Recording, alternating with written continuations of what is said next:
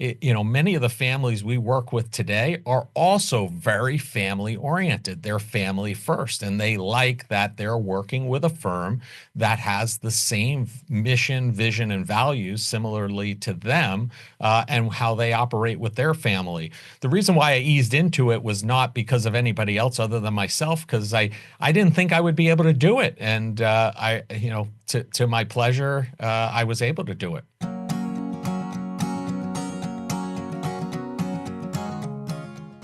Welcome to the Company of Dads podcast. I'm your host, Paul Sullivan. We're focused on lead dads, working moms, and how small changes at home or work can have a big impact on their lives. Each episode promises to deliver actionable advice on some area of concern at home or at work. Short, direct, again, actionable. 5 questions, 5 answers. Today, our guest is Larry Sprung, an entrepreneur who has made balancing his company and his family a priority. It's no easy task. Running a company to its greatest success is an all-in occupation, as is being a father at the highest level. Both have remarkable rewards, unexpected interruptions, and the opportunity for amazing highs and head-shaking lows. Larry's a financial planner with Mitlin Financial and the father of 2 hockey-loving boys. He lives in central Long Island. Welcome, Larry, to the company. Hey, thanks for having me, Paul. Thank you for joining us. Okay, 5 questions, 5 answers. You ready? I'm ready. Let's do it. Question 1. How did you swing being an entrepreneur, running a successful financial planning firm and being a lead dad? And, the correct answer is not look at Elon Musk and do the opposite.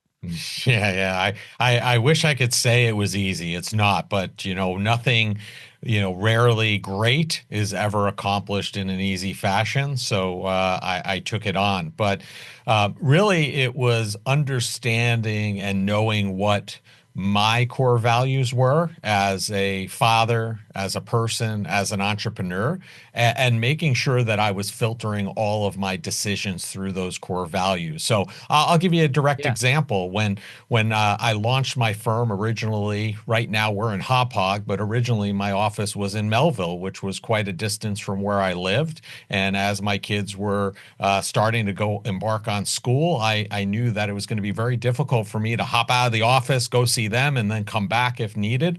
So I circled a 10-mile radius around my house and said, I will find an office within that 10 miles. And I did that. And we've been here for, about 17 years now in the same location where I can get to my house or their school I was able to get to in about 10 minutes. So, it's decisions like that. When my youngest was born, I started taking off Fridays in the summer. I started off taking off Fridays in June, then I expanded it to July and then August. So really having that framework about what's most important and sharing that with the stakeholders of the firm, meaning the people who work with me, as well as the families that we serve, and letting them know what our plan was, I filtered all my decisions in that manner to make them both work. I love that, both examples. With the second one, though, taking those Fridays off and doing it incrementally, trying it out. What message do you think that sent, not just to your kids, but to the people who are working with you at your firm? So I think it actually sent a message not only to the people that I work with, but also the families that we serve, the end clients. They understood that family was important, and that when they had events or things going on in their lives, that I was going to be understanding if they needed that time off. To that same degree, with the families we work with, I think it's acted as an attractor, because many of the families we work with today are also very family oriented. They're family first, and they like that they're working with a firm that has the same mission, vision, and values similarly to them, and how they operate with their family. The reason why I eased into it was not because of anybody else other than myself, because I didn't think I would be able to do it. And to my pleasure, I was able to do it. It's such a great point, because sometimes we're our greatest hindrance. It's like you had to give yourself permission to take those days off. Probably similarly, you had to give yourself permission to move your office. I mean, as your financial advisor, behavioral finance, we anchor on certain things. You had an office originally, and then to solve that problem, you moved it. And obviously, we're talking 17 years after the move. So, finish the thought. Clearly, it had no adverse impact on your ability to advise people. No adverse impact. I would argue that it actually had a benefit, and that was I was probably spending, many hours less in the car to and from the office. So I had more time to concentrate on, paying attention to the folks that work here, as well as the families we serve, and investing that time in a better way. Love it. Question two, and this is often a question. It's kind of a yes, but that I get a lot of answers in this. Lots of talk about flexibility today, but what does it mean when you're an entrepreneur and a father and you have two priority asks at the same time? Something from a top client and one of your children. How do you square two high priority asks at the same time? So for me, it was very easy. It was telling the family that I had the family that we serve, clients, that I had another obligation. We still have people that call up today, even though I haven't taken off Fridays in the summer in quite some time. There are people that still call in today, and they talk to one of my other teammates, and they're like, "Oh, Larry's in the office. I thought he takes off Fridays in the summer." They still think I'm off. So the answer to that question is, the kids and the family always came first, unless it was an emergency situation where I could step out, take the call, and try to satisfy both if I could. But at the end of the day, I also, on the other side of things, had very frank conversations with my kids in terms of them understanding that whatever we were doing, wherever we were, was as a result of, this business that we've created. And sometimes, things need to be addressed and can't wait till the next day. And if they do, then I just need their cooperation so that we can continue having these experiences together. So I try to filter it through the family first, and they always come first. But in those emergency situations, I think you have to be flexible. But I also think it's just as important to have the kids understanding why you're doing what you're doing, and not just say, "Hey, I got to go take a work call," and leave it there. I think they have to understand why that work call is important to you and to them ultimately as well. That's something my wife and I have done. She runs her own asset management firm. It's something we've done as long as we've had kids. Our oldest is 15, and I couldn't agree with you more because you're breaking down that fourth wall. You're explaining to them, like I am. I'll often explain to my kids in real time. I am taking this call because of X, Y, and Z, or mom has to go take that call now, and this is why she's doing it, but she'll be back, and they completely get it, as opposed to just getting up from the table, walking away, and then reappearing as if nothing happened. It's fantastic, and I like what you said about how, you know, if a client would have intervened, you would say, well, I have something else going on, unless it's an absolute emergency. Because I often tell people, like, if you were on a call with another client and a client called you, you wouldn't get off the phone with that first client and say, "Hey, well, sorry, hey Jim, very sorry, Bob's calling, got to go." Jim would feel awful. He would fire you, and Bob's life would not be impacted if you called him back in 20 minutes. I think it's the same thing, with our kids. When you think of them as, okay, you are my client right now. I'm talking to you. This will wrap up in 5 minutes, and then I'll call the other guy back. I agree. And now I have a team in place, which I didn't have necessarily when the kids were younger. So if somebody needs that, conversation right away, my team tries to handle it themselves. So maybe I don't even have to get involved, at all. So that tends to be a plus at the stage of where our business is today. Yeah. Question three, and this is, as much a question for you as an entrepreneur as you as a father and a husband. So many entrepreneurs believe that they need to do all the things themselves, that only they can do whatever needs to be done. And there are some confirmation biases. They've had success to get to that point, and they have trouble, delegating. But, to do both things at a high level, being an entrepreneur, being a dad, being a spouse, you have to delegate. How did that come about for you? How did you become so good at, communicating openly and creating this team so that you could delegate those responsibilities, empower those people, and then build not just the firm, but the life that you're aiming for? Yeah, so I mean, on the personal side, because I think you have to delegate on both sides, right? Because if you're somebody who doesn't necessarily enjoy, let's say, taking care of the lawn, but it needs to get done at some point, you have to delegate that away.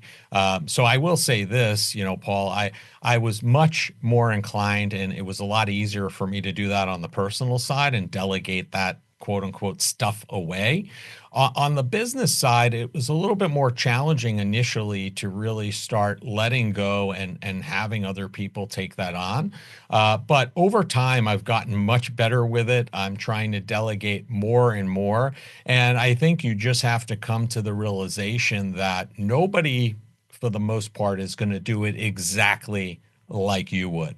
And you think that that's a bad thing. At the end of the day, it might be a good thing because I think there are other people that have different ideas, different ways of getting things done that may be more inclined or, relatable to the end person who needs to get it done. So I think that's hugely beneficial. And then I think the other thing is, as far as it being exactly as long as it's 80% done, right, then that's usually good enough for me. And then what we try to do is if there is a shortfall of that 20%, we try to work with that person to try to refine it a little bit more. Maybe it's just that they don't know how to do it. Maybe they're just not fully understanding the task. So we try to educate them.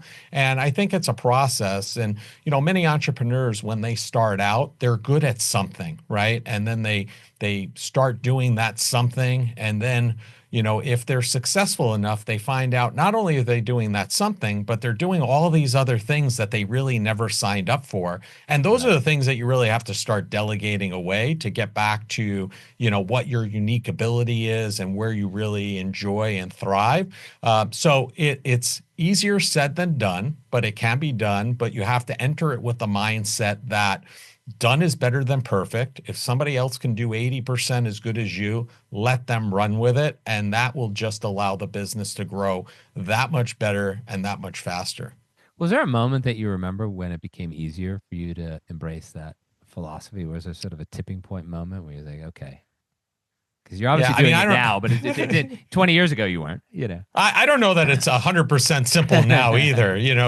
There are things I try to go through an exercise every like 6 to 12 months, a thing that we call delegate and elevate, where we basically look at all the tasks we're doing as a team. I have everybody kind of run through their tasks over a week or two, and then we look at them and say, hey, is this in your wheelhouse, your unique ability? And if it is, we keep it there. And if not, we try to delegate it away either to another team member that it is in their unique ability, or somebody else. So it's still difficult, some of those tasks to do that. It's a consistent and constant work in progress, but it's definitely easier. I don't know that there was this complete epiphany because, to some degree, it was something that was being told to me for a very long time. And then I finally came to a point where, I looked at myself, I looked at the business and said, if I don't do this, then I am not going to get where I need to be, nor is the business going to get where we want it to be. So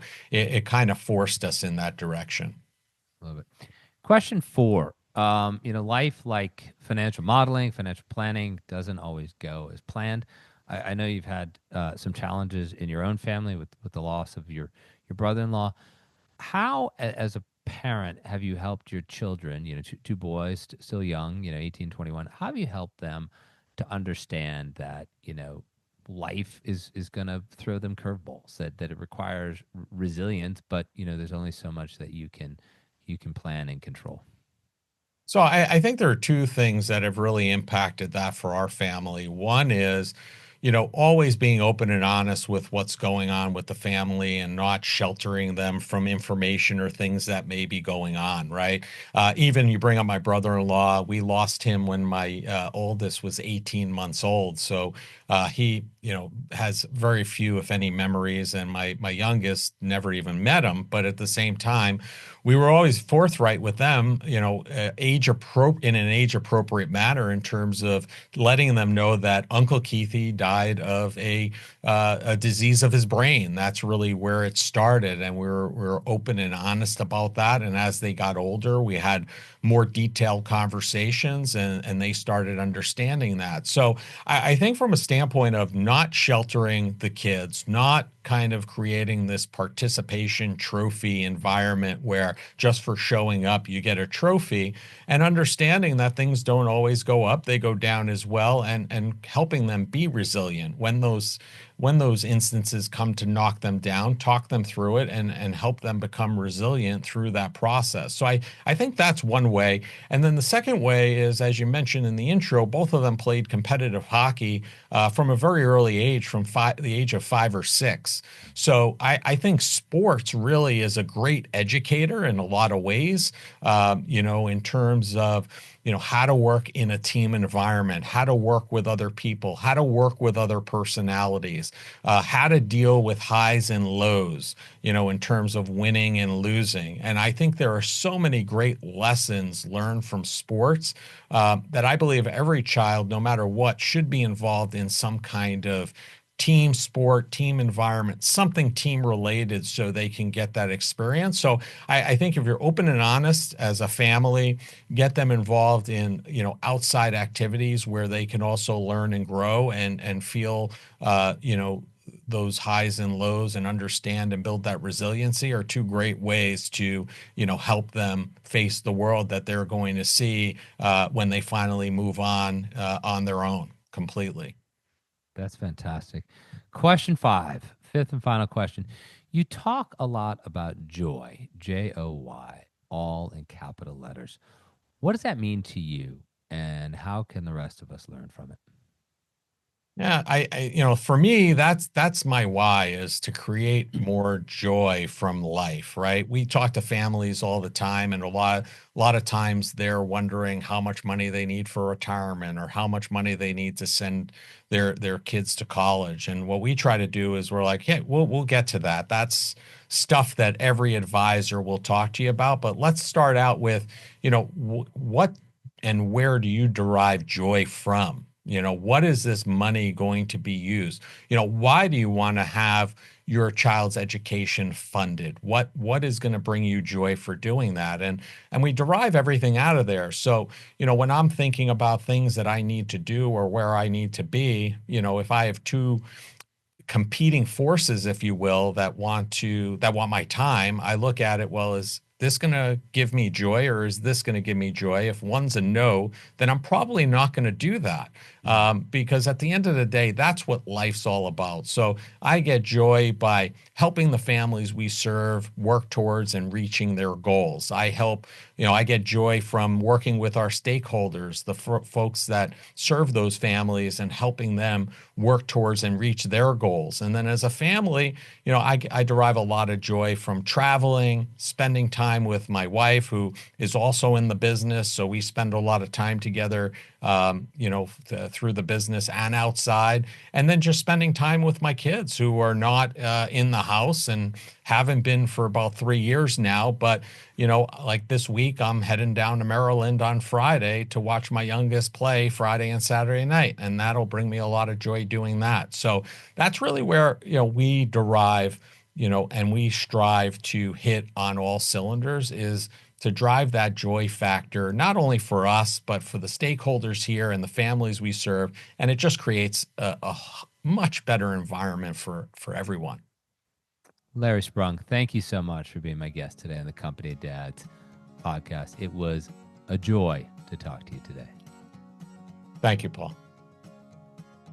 Thank you for listening to another episode of the Company of Dads podcast. I really appreciate you tuning in week after week. Just want to use this moment here to thank the people who make it possible. Number one, of course, Helder Mira, who is our podcast editor. We also have Skip Cherryholmes, who many of you know from the Lead Dad Diaries. He's taken over our social media. Terry Brennan is helping us with our audience development, and Emily Servin is there each and every day helping with the web development. I can't do any of this without an amazing board of advisors. So I just want to say thank you to all of you who help, and I want to say thank you to everyone who listens. And hopefully you'll tune in again next week. Thanks so much.